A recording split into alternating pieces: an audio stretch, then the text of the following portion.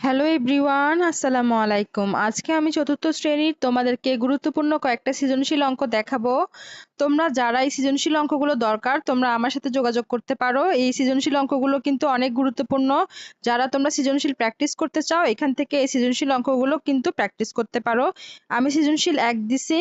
এখানে অনেকগুলো ১৫টা সৃজনশীল বানিয়েছি। তোমাদের যাদের যাদের লাগবে তারা আমার সাথে যোগাযোগ করতে পারো। একজন শ্রমিক প্রতিদিন ৬৫০ টাকা আয় করেন। তিনি প্রতিদিন ৪৫০ টাকা ব্যয় করেন এবং অবশিষ্ট টাকা সঞ্চয় করেন। এখানে ১ মাস সমান ৩০ দিন দেওয়া আছে।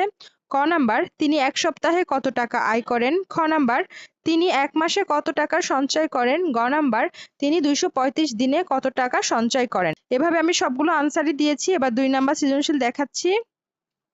একটি গ্রামের প্রাথমিক বিদ্যালয়ে ১৩২ জন শিক্ষার্থী প্রত্যেক পেন্সিল, কলম ও খাতা কেনার জন্য এত টাকা বৃত্তি প্রদান করা হলো।